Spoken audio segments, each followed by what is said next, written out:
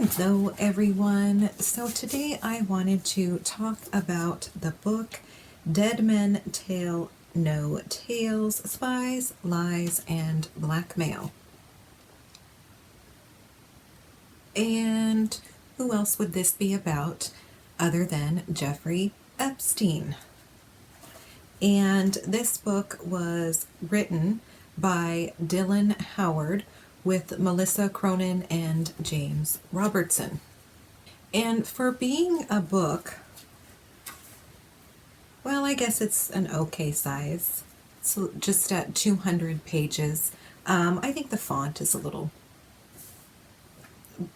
I guess it's standard. It just seems a little bit big. But this is a heavily detailed book, so I am going to be breaking down this review or talking about this book in 2 videos because it's just so information dense. And the other thing is I wanted to check on some of the claims the authors were making. So I was researching some things, taking some screenshots, doing all of that stuff. So yeah, I think this is going to be part 1 of Dead Men Tell No Tales. So Jeffrey Epstein was born on January 20th, 1953, and he was the first child of Pauline and Seymour. Epstein's parents had only married months earlier when Pauline was already pregnant with Jeffrey. Both were children of Jewish European immigrants, and many of their family members had unfortunately been killed in the Holocaust. A year after Jeffrey's birth, his younger brother Mark was born, and the 2 boys were raised in the quiet enclave of Seagate. So, like most children in the neighborhood, Epstein attended local public school, later entering the Lafayette High School in South Central Brooklyn. Epstein skipped his freshman and sophomore years and joined the math team, where he competed with Brenda Solovitz. In an exclusive interview with this team, Solovitz said Epstein still seemed like a normal guy in high school. So all of the things to come had not manifested themselves yet in Epstein's character. At the time, he seemed to be just like a normal person. I don't know of him doing anything outrageous. He was no worse and no different to the rest of us at that point. He probably came to my house as part of the math team. Sometimes I made a lasagna and they'd all come over for lunch, but that was it really. I don't know what he did, but he seemed normal to us. There was nothing about his behavior that seemed off. He was really bright. He was in the honors classes, and we certainly moved in the same classes. He seemed fine, just seemed normal. He wasn't standoffish. He was funny sometimes. He fit right in. He didn't seem like a geek. To me, he seemed like a normal person. His father worked in the parks department, and that wasn't unusual at the time. A lot of us came from lower middle class, but we lived in the housing projects and things like that. It was just our father's luck that we didn't have a lot of money. To me, he was a normal guy, very smart, but a normal guy. In 1969, 16-year-old Epstein graduated from high school 2 years early and entered the prestigious Cooper Union College in Lower Manhattan. At Cooper Union, he took advanced math classes and made extra cash by tutoring classmates. But suddenly and inexplicably, he dropped out in the spring of 1971. Just a few months later, Epstein enrolled instead at New York University's Courant Institute of Mathematical Sciences, where he studied the mathematical aspects of heart physiology. But in June 1974, Epstein again quit school, having failed to receive a degree from either institution. That fall, the 21-year-old college dropout was hired to teach math and physics at Dalton School, one of Manhattan's most prestigious private schools. When Epstein arrived, the school was filled with rich kids from the upper echelon that he was desperate to enter.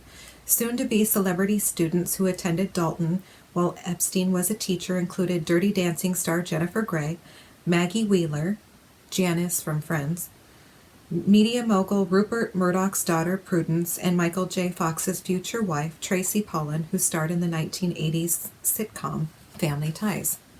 With no outdoor hangout areas, student Students socialized in the hallways, and Epstein frequently inserted himself into these groups. At the time, most students viewed him as a quirky young teacher who cared more about gossiping than grading papers. I won't say that the girls didn't like him, but they thought he was odd, former Dalton alumna Karen Williams said of the young teacher. You noticed him. He stood out as this young guy in this really weird coat. Williams is referring to the full-length fur coat Epstein wore to school every day. Under that coat, Epstein kept the top 2 buttons of his shirt open, exposing a gold chain necklace. Most girls didn't take him seriously, and perhaps that was precisely how Epstein wanted them to think of him, laid back and approachable. Former student Scott Spicer even remembered Epstein popping up at a boozy student party and recalled the special attention he gave to the girls. I can remember thinking at the time, this is wrong, Spicer told the Times. He was much more present among the students, specifically the girl students, during non-teaching hours. It was kind of inappropriate. But Epstein didn't get far.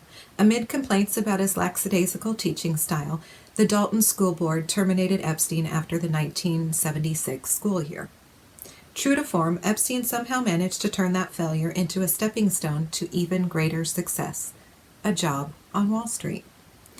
During a parent-teacher conference, the 23-year-old managed to dazzle one student's financier father. So when Epstein was fired from Dalton, the broker connected Epstein with Alan Greenberg, a Wall Street bigwig who was poised to become chief executive officer of multi-billion-dollar global investment bank and brokerage firm Bear Stearns. Later that year, Epstein landed a job at Bear Stearns as a low-level junior assistant to a floor trader. He swiftly rose through the ranks, and within 4 years, he had become a limited partner, taking on mega-millionaire clients like Seagram president Edgar Bronfman. For Epstein, it was a boyhood dream come true. But it wouldn't last. As he began his finance career, Epstein was heralded as an uncommon genius from the start, chosen personally by Wall Street icon Alan Greenberg to be his protege. Bear Stearns never had any training programs, Epstein said in a recently unsealed interview we obtained. There was no course to begin. Alan Greenberg said he wanted me to learn each area of the business. But in less than a year, Epstein found his niche. He analyzed the portfolios of wealthy clients and came up with cunning money-saving schemes. Getting in on Wall Street before the 1980s banking boom allowed Epstein to build a spectacular network of connections that made him the toast of Manhattan during one of the most prosperous decades it had ever seen. In just a few short years with Bear Stearns, Epstein had made millions of dollars, was traveling full-time by chauffeured limo, had billionaires relying on his financial advice, and was carousing around town with stunning women on both arms. A close friend from that period, Vanity Fair contributing author Jesse Kornbluth, recalled how Epstein became a rising star of the social scene in an exclusive interview with investigative reporter Andy Tillett, who contributed to this book. I would say Jeffrey Epstein's money, how much there is, how he got it, is a complete mystery, and not just to me. I met Jeffrey Epstein in 1987 at a party given by Pepsi Cola. He was with a blue jeans manufacturer. We chatted, and he seemed interesting. We decided we'd carry on this conversation again elsewhere. Jeffrey was Peter Pan. He looked young, was fit, cheerful, and self-amused. He had an ironic smile, which is congenial to me, since I found a lot of things ironic as well. I guess the final thing to say is New York was not then, because of the huge interest in finance, populated by very interesting heterosexual men. There were very many interesting gay men, but heterosexual men doing business, not so much. Jeffrey was one of a few. New York's the big leagues. You've got to be good to do it here, at the level of Madoff or an Epstein. He actually seemed not just smart, but accomplished. Those are very attractive qualities, and he was unmarried, so he was the ideal extra man. He was invited places. He made his way rather quickly. There was nothing about him of the freak and pervert he would become to be known as. Still, Kornbluth said when he got to know Epstein more intimately, the whiz kid's carefully constructed facade began to crack. Brighter minds than I say that he had actually really very little ability, that his mind skittered, that when the conversation turned serious, he made an ironic joke and changed it. This makes it incredibly puzzling that, say, someone like Leon Black, a major financier with a large Department of Tax experts, would say, "Jeffrey, you'll be my tax advisor." These sort of things make no sense. As for his education, we know there was none. He came from Brooklyn with a high school degree. His parents weren't distinguished in any way. Harry Evans once described his wife, Tina Brown, as being cunning like a desert rat. That was a compliment. I think Epstein was too. He had enough knowledge that he could talk for 5 minutes about anything and for 6 minutes about none. I had no reason to disbelieve his fantastic stories. I was not then a novelist. On the other hand, I was interested in confirming. He sometimes helped dictators hide their money. He sometimes helped Americans recover the money that dictators had. It seemed cheerfully amoral, and that is what interested me and made me want to write about him. I said, "Jeffrey, let me see you work." I saw him in 2 places. One, he had this vast office that used to be at Random House. It was largely empty, and you couldn't tell work was being done there. Another time, we arranged to meet in the lobby of a Park Avenue building, and we took the elevator up to a law office where Jeffrey was going to serve a subpoena. He didn't get past the receptionist, and I found the whole event puzzling. On the one hand, you're recovering millions and millions of dollars. On the other hand, you're basically doing what a process server does. Meanwhile, Epstein was growing even more desperate and reckless in his pursuit of money and influence. In early 1981, one of Epstein's colleagues at Bear Stearns tipped off management that Epstein was testing the boundaries of the law. After an investigation, Epstein admitted he had loaned $20,000 to a friend, Warren Eisenstein, who then used the money to invest in stocks with Epstein's insider knowledge guiding him. It was unethical and potentially illegal. Epstein wasn't fired, but he was fined $2,500 and passed over for a partner promotion. That was humiliating in itself, but a few days after that there was an even more painful blow. The U.S. Securities and Exchange Commission, the SEC, opened an investigation into Epstein's client, Edgar Bronfman, and Epstein was accused of illegal securities violations. Depending on who you ask, Epstein was either unceremoniously fired at that point or quit in a blaze of glory. Either way, it left the unabashed social climber in a very undesirable position. Desperate, Epstein bent the rules even further and began taking on controversial black market clients. Clients like Saudi Arabian businessman Adnan Khashoggi, the man who had been implicated when the Iran-Contra affair became public in 1986. Epstein's involvement was to help Khashoggi broker global armament deals, which was more than just old guns in crates. It included the sale of major weaponry like AWACS, Airborne Warning and Control System aircraft. In 1987, he got what seemed like a lucky break, meeting Stephen Hoffenberg of Tower Financial Corporation, a leading debt collection and corporate rating agency at the time. Towers Financial was a publicly traded company involved in accounts receivable collection and financing and asset financing and was raising money on Wall Street in the capital markets. Hoffenberg said, "Jeffrey Epstein was extraordinarily gifted, very talented, very personable, very able to be liked at once by people, and a mastermind. His ability to sell you securities when you weren't looking to acquire securities was remarkable. He would end up convincing you to buy securities in Towers Financial and you weren't even considering that. He had that gift and that ability. He was a master manipulator." But Epstein's manipulations weren't always done through legal means.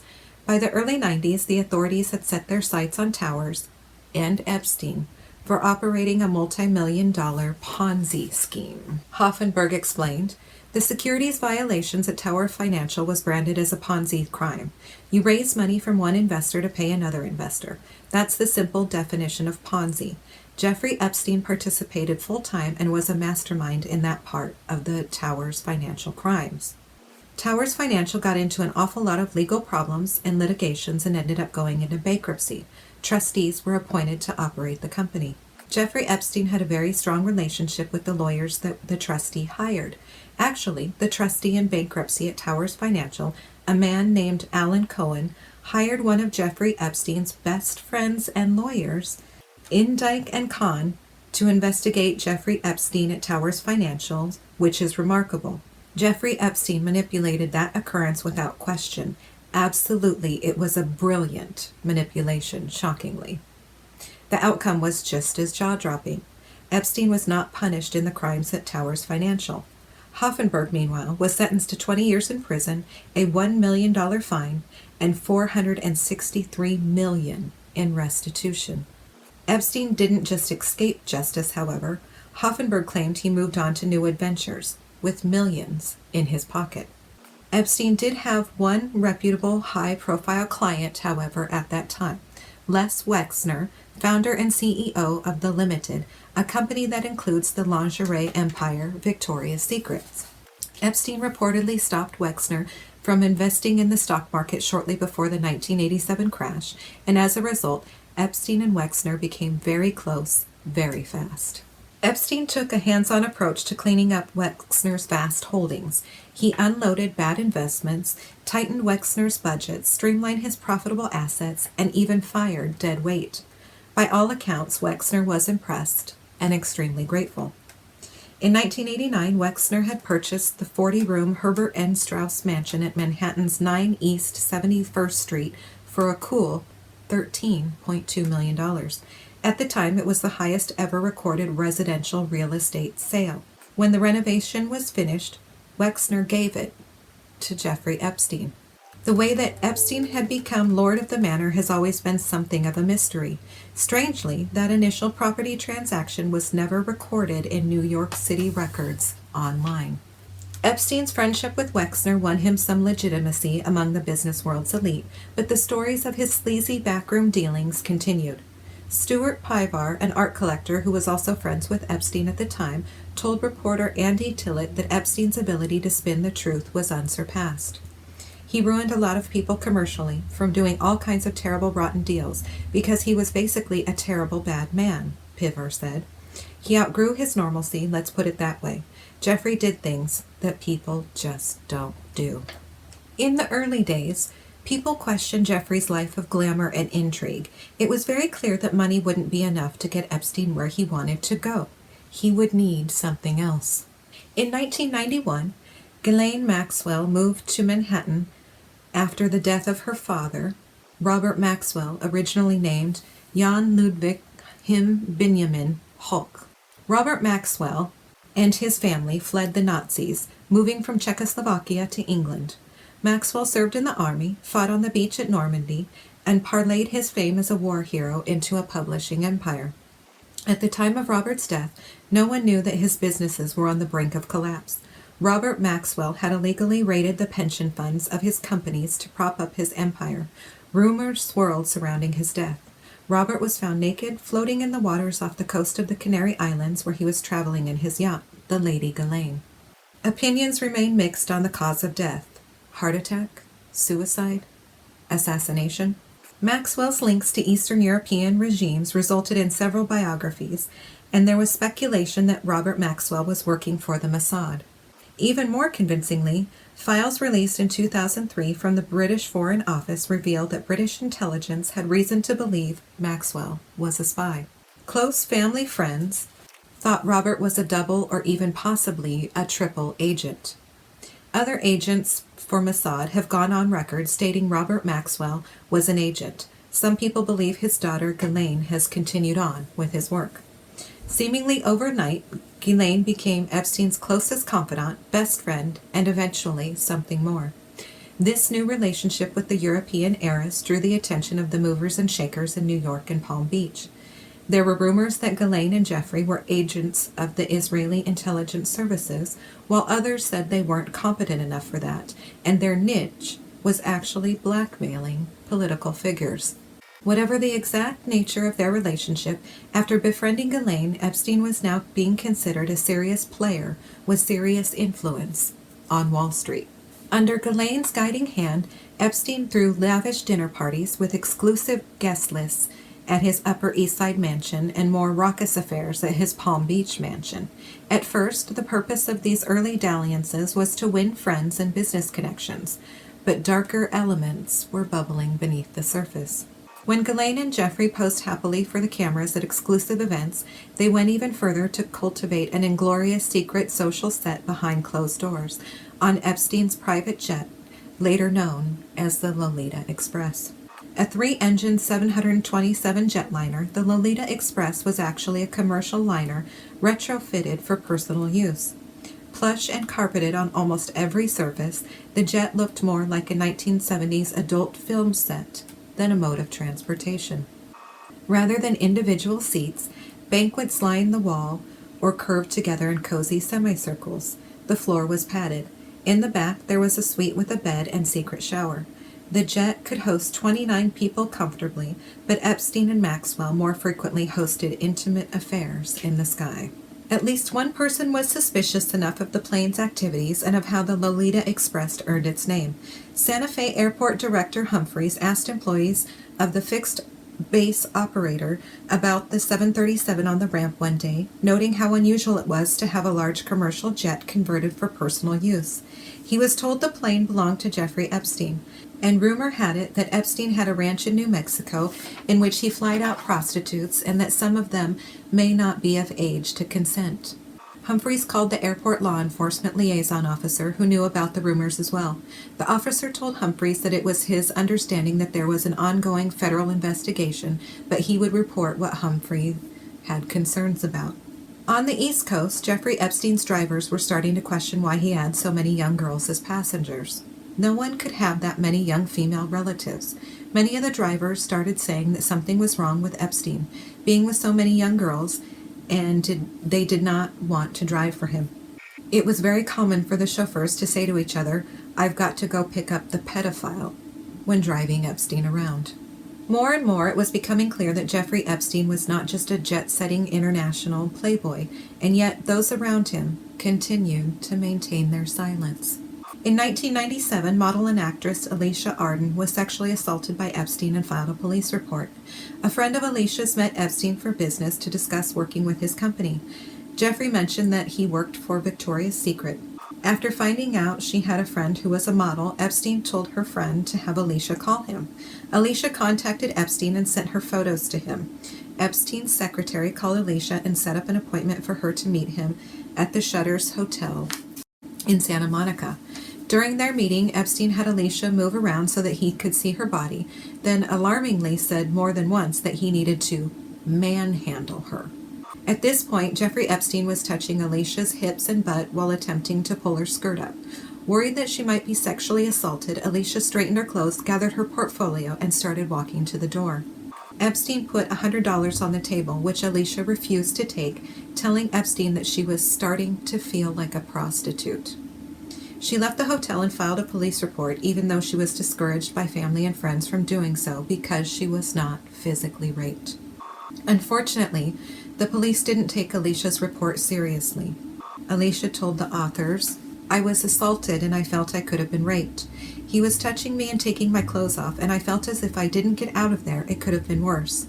So did it need to be worse? Did I need to be raped? Did I physically need to be raped for anyone to take me seriously? It could have saved all of the girls from being attacked. No one cared, not just the police officers, but no one in his circle cared to see what he was doing. For some of Epstein's friends, it was more that they did see what he was doing, but they just didn't care because they were doing it too. Maxwell family friend Laura Goldman had a theory.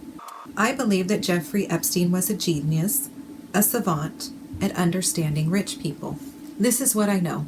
Rich people are cheap, and rich people love nice things.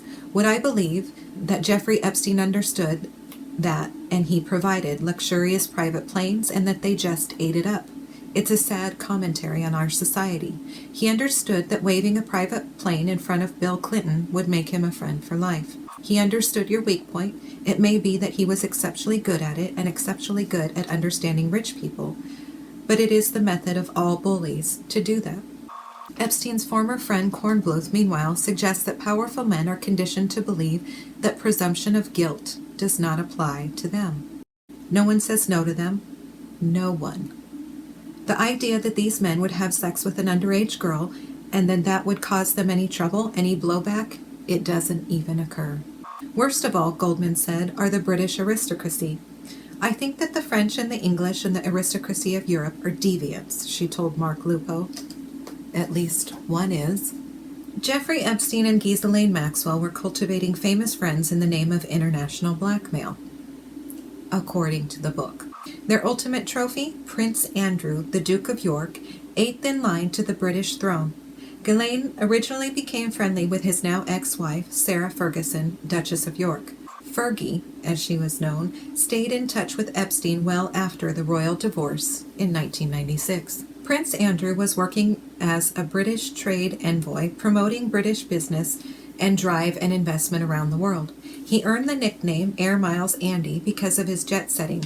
Prince Andrew also earned another nickname because of his bad boy behavior, Randy Andy or Handy Andy.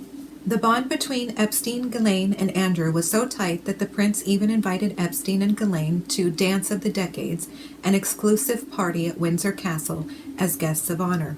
And this is where the book introduces Virginia Roberts under Chapter 7, which is called Diary of a Sex Slave. Epstein had developed an entire roster of young, vulnerable women that he pimped out to his powerful contacts as a means of gaining influence and leverage. One of these sex slaves was Virginia Roberts. Like many of the girls targeted by Epstein, Roberts had experienced a rough childhood. When she was 12, a close family friend sexually abused her. She developed an eating disorder and ran away from home and started living on the streets at the age of 13. I was picked up by a 67-year-old man who did exactly what Jeffrey did with me, abuse and violate my youthfulness. That man was Ron Eppinger, boss of the modeling agency Perfect 10. His business was actually a front for international sex trafficking, and he soon made Roberts his personal employee. Shortly after her 14th birthday, Roberts described, Eppinger gifted her to a wealthy client named Charlie, who continued the abuse and degradation. The FBI eventually raided his home, and Roberts' father arrived to save her. Eppinger later pleaded guilty to charges of alien smuggling for prostitution, interstate travel for prostitution, and money laundering. Reeling from the nightmare, Roberts checked into the Growing Together treatment facility in Lake Worth, Florida. There, the horror continued. Growing Together was the most controversial drug treatment program in Palm Beach County, Florida's Sun-Sentinel newspaper wrote in a 1990 investigative report. Former patients claimed they experienced torture and brainwashing and left with PTSD like a Vietnam War veteran. A later New York Times investigation found physical and sexual abuse appears to be common there. I still can't get the screams out of my head from hearing kids dragged down the hall by their hair on their heads, a former graduate of the program told the Broward Palm Beach New York Times in 2004. The facility later closed. Roberts wrote that she was locked in a white room during her stay and that fights with orderlies were a regular occurrence. With the help of her father and brother, though, she managed to escape. Roberts slowly got back on track and decided to pursue a career in massage therapy. In the summer of 1988, she landed a job in the spa at the newly appointed Mar-a-Lago Club, owned by Donald Trump. She was optimistic about her future. While studying at work one day, Roberts was approached by a strikingly beautiful woman who lived a mile down the street. It was Ghislaine, and she offered the 15-year-old a job with a very wealthy gentleman who was always on the lookout for a new masseuse. Virginia Roberts agreed to the job because it sounded legitimate. Virginia even had her father drive her over to Epstein's mansion to meet him and Ghislaine.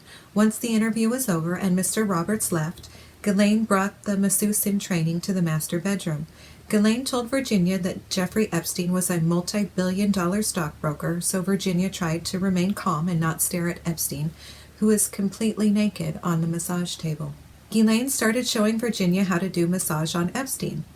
That Virginia was there to perform massage seemed plausible until Epstein rolled over and Ghislaine took her top off and pressed her breasts against Epstein. Virginia was asked to perform oral sex on Jeffrey while Ghislaine caressed her from behind. This then turned into sex. When it was over, Virginia was paid $200. After becoming a sex slave to Epstein, the trio moved between Epstein's New York and Palm Spring mansions. Virginia had no idea she was going to be pimped out to many people in Epstein and Maxwell's social circle. Virginia was also given special instructions to pay attention to the details about what the men wanted her to do so that she could report back. Epstein specifically told Virginia that the reason for this, pimping her out, was so that the men would owe him and they would be in his pocket. Virginia was also able to corroborate the fact that Epstein had security cameras installed in every room on his properties and employed full-time AV techs to monitor dozens of video feeds. Virginia traveled extensively with Jeffrey and Ghislaine, and shortly before her 18th birthday she met Prince Andrew. It was the darkest time of her life. She had been used and abused and even suffered a miscarriage. Epstein was pressuring her to recruit more young girls, and even though she would soon age out of Epstein's preferred age bracket, Maxwell thought they could still make use of her. Ghislaine started asking Virginia how she would feel about having a child. Virginia was offered $200,000 per month and a house if she agreed to have a baby. This idea terrified Virginia, and she began plotting her escape.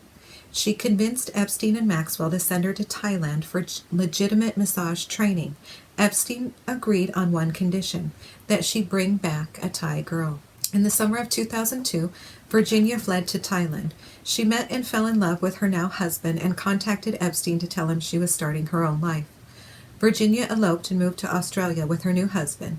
In 2007, while pregnant with her second child, Virginia was contacted by authorities and questioned about Epstein and told that she had been identified as Jane Doe number 3. Virginia was still so frightened of Epstein and Maxwell at that time that she refused to answer any questions. And that is where I am going to leave off on this review of Dead Men Tell No Tales. Like I said, this is a very information-dense book, and I wanted to verify that some of this information was true.